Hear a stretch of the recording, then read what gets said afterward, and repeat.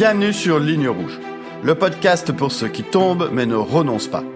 Dans ce podcast, nous partagerons sur le monde du travail des anecdotes, des exemples précis, de l'actualité, des vérités qui dérangent. Et une voix, la mienne. Je m'appelle Grégory Caron.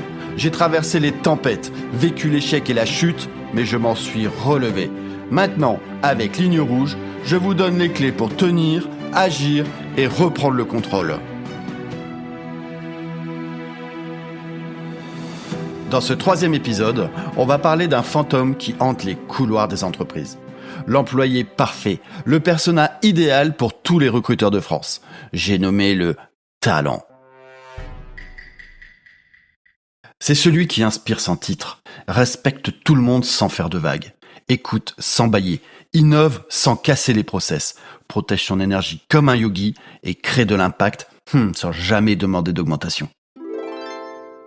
Bref, un croisement entre Mère Teresa et Elon Musk.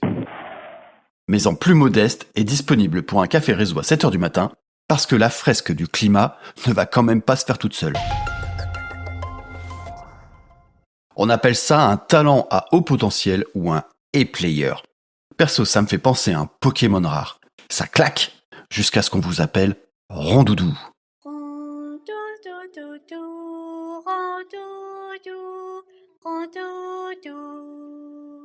Mais j'ai une bonne nouvelle pour vous. Good news, everyone! Ce profil idéal n'existe pas.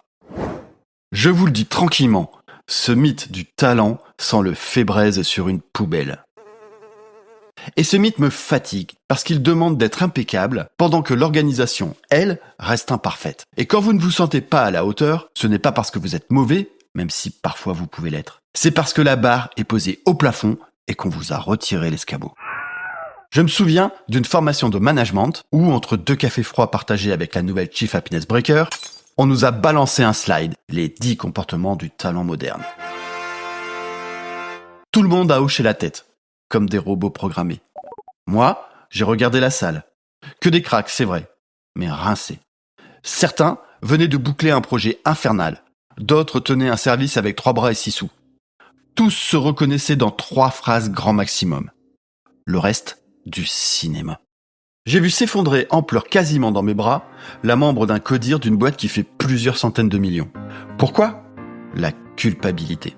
Ces listes ne motivent pas, elles fabriquent des coupables. Dans la vraie vie, personne n'est une licorne. Moi, le lundi, j'inspirais. Le mardi, j'avais déjà envie de balancer mon ordi par la fenêtre. Le mercredi, je rêvais d'évasion en regardant le parking. Et c'est ok parce que c'est humain. Ouais, mais là, je sais, vous allez me dire, Greg, le talent, ça se définit quand même dans l'entreprise, non ? Oui, parfaitement, et j'en connais un petit rayon.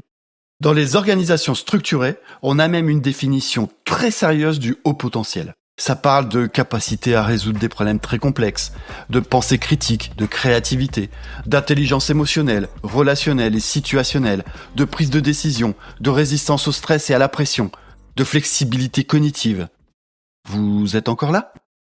Le problème, c'est qu'entre cette définition de manuel RH et la réalité du terrain, c'est le Grand Canyon.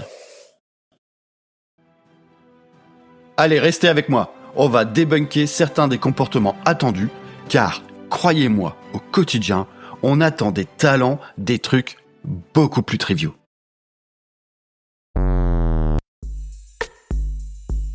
Mythe numéro 1. Le talent respecte tout le monde. Oui, mais bon, parfois, le fameux tout le monde vous manque de respect. Bertrand qui te plante un mail salé à 18h59 avec le boss en copie. Ou ce DG qui vous fait la leçon d'humilité devant tout le monde. Grégory, ton job c'est décoratif ? La vérité, restez digne sans devenir paillasson. Le respect est compatible avec des limites claires. Mythe numéro 2. Le talent pratique l'écoute véritable. Très bien, mais dans certaines réunions, si vous ne prenez pas la parole, vous êtes une potiche. Vous n'existez pas. La vérité, l'écoute utile, c'est du timing et du cran. Alors oui, il faut oser couper. Même votre boss. Pas pour dominer, pour exister.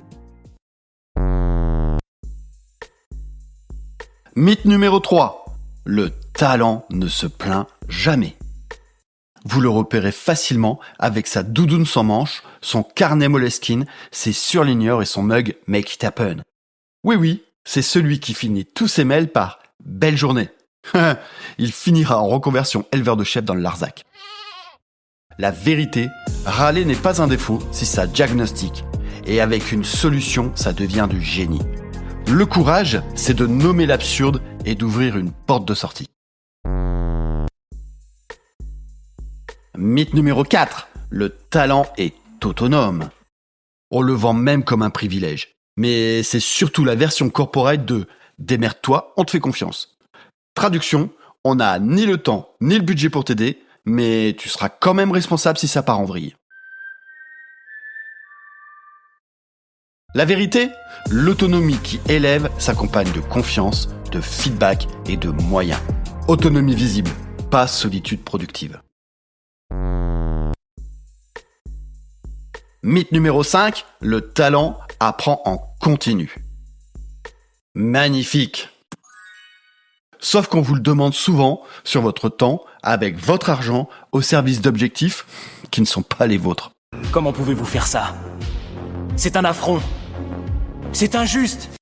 La vérité, apprenez pour vous, pour votre liberté future. La compétence la plus rare, transformez ce que vous savez déjà en levier concret au bon moment. Vous avez compris le fil rouge? Les injonctions sont belles, leur application bancale.